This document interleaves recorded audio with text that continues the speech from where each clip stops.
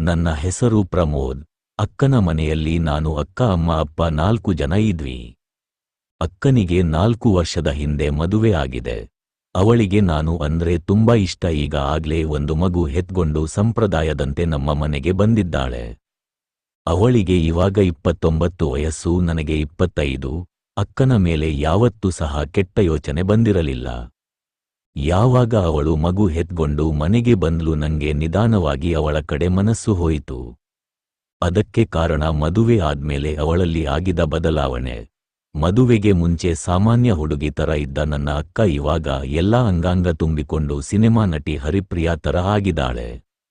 ಅವಳ ಮೈ ಎತ್ತರ ದೇಹ, ಹಾಲು ತುಂಬಿರೋ 2 ಮಸ್ತಾದ ಮೊಲೆಗಳು, ಸ್ವಲ್ಪ ದಪ್ಪ ಹೊಟ್ಟೆ, ಅದಕ್ಕೆ ತಕ್ಕಂತೆ ಹೊರಗೆ ಬರೋಕೆ ಕಾಯ್ತಾ ಇರೋ ಸೊಂಟ, 40 ಸೈಜಿರೋ ದಪ್ಪ ದಪ್ಪ ತಿಕ್ಕಗಳು. ವಾವ್!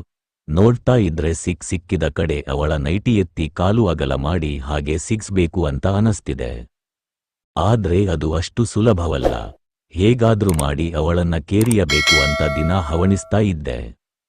ಹಾಗೆ ದಿನ ಕಲಿತಾ ಅಕ್ಕ ನನ್ನ ಮುಂದೇನೆ ಮಗುವಿಗೆ ಹಾಲು ಕುಡಿಸ್ತಾ ಇದ್ಲು. ನಾನು ತುಂಬಾ ಸಾರಿ ಅವಳನ್ನು ನೋಡಿ ತಡ್ಕೊಳ್ಳೋಕೆ ಆಗದೆ ಗಿಜಗ ಹೊತ್ಕೊಂಡಿದ್ದೀನಿ.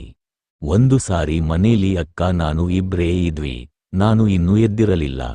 ಅವಳು ನನ್ನ ಎಬ್ಬಿಸಿ ಸ್ನಾನ ಮಾಡೋಕೆ ಹೋಗ್ತಿದ್ದೀನಿ, ಮಗು ಎದ್ರೆ ನೋಡ್ಕೋ ಅಂದ್ಲು. ನಾನು ನಿದ್ದೆ ಮಂಕಲ್ಲಿ ಇದ್ದಿದ್ರಿಂದ ನನಗೆ ಅದು ಸ್ನಾನ ಮಾಡೋಕೆ ಎಲಿಸ್ತಿದ್ದಾಳೆ ಅನ್ನೋ ತರ ಫೀಲ್ ಆಯಿತು. ಅಕ್ಕ ಹೋಗಿ ಸ್ನಾನಕ್ಕೆ ಕೂತಿದ್ಲು. ಮಗು ಹತ್ರೆ ಕೇಳಿಸ್ಲಿ ಅಂತ ಬಾಗ್ಲು ಹಾಕಿರ್ಲಿಲ್ಲ. ನಮ್ಮ ಮನೆ ಬಚ್ಲು ಹೇಗಿದೆ ಅಂದ್ರೆ ಬಚ್ಲುಗೆ ಒಂದ್ ಡೋರ್, ಅದು ಅಕ್ಕ ಹಾಕಿಲ್ಲ. ಒಳಗೆ ಸ್ನಾನ ಮಾಡೋಕೆ ಒಂದ್ ಸೆಪರೇಟ್ ಪ್ಲೇಸ್, ಅಲ್ಲಿಗೆ ಒಂದೊಂದು ಸ್ಕ್ರೀನ್ ಹಾಕಿದೀವಿ. ನಾನು ಅವಾಗ ತಾನೇ ಎಲ್ಲ ಬಟ್ಟೆ ಬಿಚ್ಚಿ ಸ್ನಾನ ಮಾಡೋಕೆ ಕುತಗೊಂಡು ಇನ್ನೇನು ನೀರಿಗೆ ಕೈ ಹಾಕ್ಬೇಕು. ನಾನು ನನ್ನ ಬಟ್ಟೆ ಎಲ್ಲ ಬಿಚ್ಚಿ ಉಚ್ಚೆ ಮಾಡಿರ್ಲಿಲ್ಲ. ರಾಡು ಸ್ವಲ್ಪ ಗಡುಸಾಗಿ ಅದನ್ನ ಕೈಲಿ ಹಿಡ್ಕೊಂಡು ಅಲ್ಲಾಡಿಸ್ತಾ ಒಳಗೆ ಹೋದ್ರೆ ನನ್ನ ಆ ಪರಿಸ್ಥಿತಿ ನೋಡಿ ಅಕ್ಕ ಅವಳು ಮೇಲೆ ಮುಚ್ಕೋಬೇಕಾ ಇಲ್ಲ ಕೆಳಗೆ ಮುಚ್ಕೋಬೇಕಾ ತಿಳಿದೆ ಗಾಬರಿಯಾಗಿ ನಂದೇ ನೋಡ್ತಾ ಕೂತಬಿಟ್ಲು. ನನಗೂ ಗಾಬರಿಯಾಯ್ತು. ಇಬ್ರಿಗೂ ಪರಿಸ್ಥಿತಿ ಅರ್ಥ ಆಗೋ ಅಷ್ಟ್ರಲ್ಲಿ ಪರಸ್ಪರ ದೇಹ ಸೌಂದರ್ಯವನ್ನು ನೋಡಿಕೊಂಡಿದ್ವಿ. ನಾನು ಸಾರಿ ಅಕ್ಕ, ಗೊತ್ತಾಗ್ಲಿಲ್ಲ ಸಾರಿ ಅಂತ ಅಲ್ಲೇ ನಿಂತು ಅವಳ ಇಂಚಿಂಚು ದೇಹಾನ ಸವಿತಾ ಇದ್ದೆ.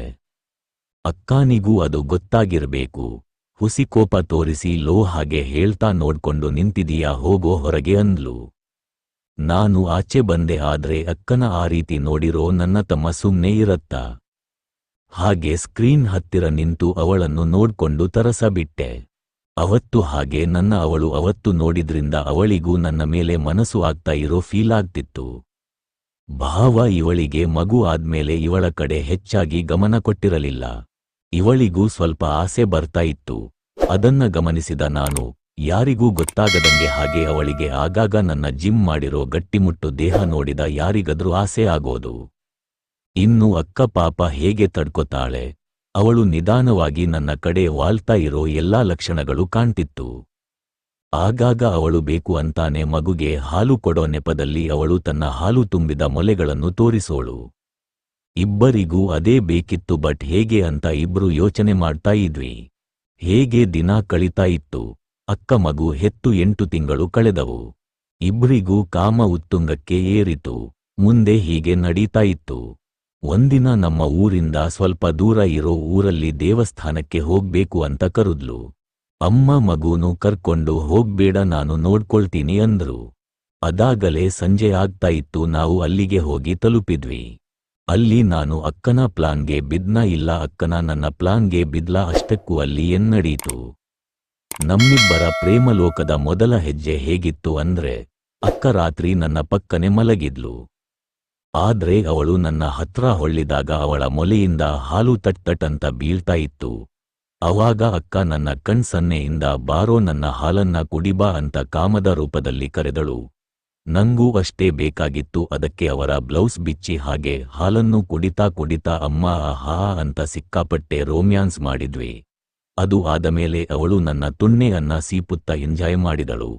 ಹಾಗೆ ನಾನು ಅವಳ ಸೀರೆ ಮೇಲೆ ಎತ್ತಿ ನನ್ನ ತುಣ್ಣೆಯನ್ನು ಅವಳ ತುಲ್ಲು ಒಳಗೆ ಹಾಕಿ ಹಂಗೆ 20 ನಿಮಿಷ ಕೈದೆ.